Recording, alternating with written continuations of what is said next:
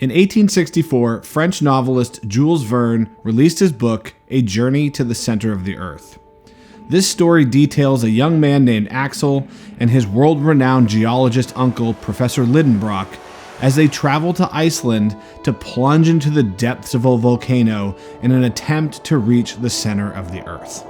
The author, Jules Verne, takes many liberties in the writing of this tale. As you know, it is impossible to actually go to the center of the Earth. So all of the world he creates with the environment and the atmosphere as they travel further and further underneath the Earth's crust is left completely to Jules Verne's vivid imagination. The two main characters of Axel and Professor Lidenbrock present an interesting dichotomy. The younger Axel continually relies on being cautious and listening to what scientists have theorized about what is happening underneath the Earth's crust, where Professor Lidenbrock is a bit more brash in his approach and constantly has the attitude of, let's go find out for ourselves. The two battle back and forth with their differing opinions throughout the entire book, and it makes for a very entertaining story. But it does draw a parallel to something we deal with today, especially with the topic of science and preventative medicines, including the one that's available to everyone right now. We can mostly divide people into two camps today: those who are happy to trust what the experts are telling them, and those who think there are people with nefarious purposes about. So who's right? Well, probably neither. Let me explain. At its core, the role of science is to substantiate ideas with verifiable proof. And this is best done by people who are educated and trained in how to do so. But this presents two unique problems. The first problem is that not everything is provable at any given time. And the second problem is when people take information at face value based on who said it. And this is what we know as the appeal to or argument from authority.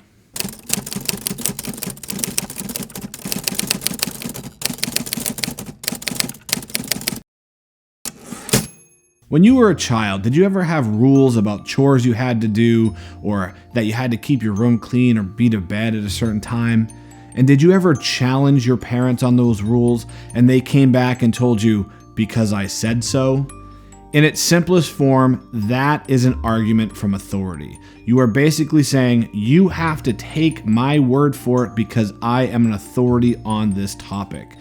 Now, we do need authorities on different topics. However, that cannot be the only reason you can make an argument. In fact, true authorities on a topic should have the ability to break it down and help other people understand how they got to that conclusion. Now, before all of you tinfoil hat wearers run off and start screaming about how you were right not to trust scientists, keep in mind there is a healthy middle ground between blind faith and blind fear. This middle ground can be found in the realm of healthy skepticism and personal education. And for the record, continually Googling things until you find an article or website that confirms something you already believe is not personal education. Getting back to the topic of science, if you don't arm yourself with the basic fundamentals of science, you really have no way to validate scientific information that's coming your way. On the flip side, constantly going back to prominent skeptics or conspiracy theorists is also in a way an appeal to authority, because these people are simply an authority on being a skeptic or being a contrarian. In these instances, you're just doing the same thing in a different direction. Humanity has a long history of being very skeptical of medical advancements. One story that comes to mind is the story of Ignaz Semmelweis, and I apologize if I'm getting that wrong. Semmelweis was a Hungarian physician, and in 1847, he looked at the data and saw that there were a large number of people dying after particular surgeries, and he felt that this was caused by germs on the hands. So Semmelweis wisely suggested that doctors and surgeons start washing their hands prior to doing surgery. In 2021, you would be mortified if your surgeon didn't at very least wash their hands. So what happened when Semmelweis suggested that physicians should wash their hands before surgery? Well, he was basically laughed out of the medical community. And he was actually ostracized to the point where he had a nervous breakdown, was put into an insane asylum, was severely beaten by the guards there, and eventually died from his injuries. Fun fact, that was in 1865, the year after A Journey to the Center of the Earth came out. A few years after his death, Semmelweis' advice was finally taken as more members of the medical community began to realize that he was actually correct. So where does that leave us? Well, as I mentioned before, not all things are provable by science at all the time. In Semmelweis' example, he knew that he was right about the hand washing, he just didn't have the tools to prove it at that time, and it took a few more years for the evidence to really back up that idea. And so really in the case of science and medicine, a lot of times all we can say is, I don't know. And the unknown can be frightening, and I think that's where a lot of people's skepticism stems from. But just like it's bad to take someone's advice because simply of who they are, it's also bad to make decisions based on fear. So it's important to collect as much data as possible and look at it as best you can.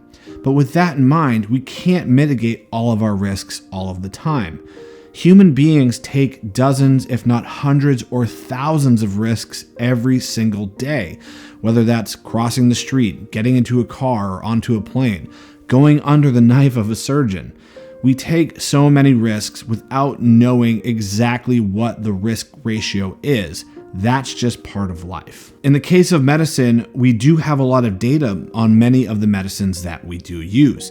For example, if there's a particular disease that you have a 10 to 15% chance of contracting, a 1% chance of dying from if you do contract it, but the medicine to prevent you from getting that disease only has a 0.1% of chance of having a side effect, well, we can mathematically say that it's worth taking the medicine to prevent the disease. The benefits of the medicine outweigh the risk. And people are quick to point out side effects of any medicine and say, see how dangerous this is, see what can happen to you. But go online and take a look at the side effects of something like vitamin C. The fact that something has a side effect doesn't prove anything. In fact, no one should be surprised by that. There's a side effect to drinking too much water. Distilling these concepts down into an even more day-to-day actionable process, whenever you have a strong opinion about something, ask yourself, do I have a fundamental understanding of how this topic works? Or do I just have a belief based on the opinion of someone that I trust? I would say that most people fall into the latter camp when they should be doing the former. If we all just took a little bit more time to think more critically about our opinions, we would probably realize we don't know as much as we think we do. We would be more accepting of other viewpoints, and those two things will always lead to a better world. So if you're interested in reading A Journey to the Center of the Earth, I will post a link in the description below. My 3-second review of it is, not bad. I'm Anthony on Life. Thank you so much for watching, and remember, no gurus, no masters.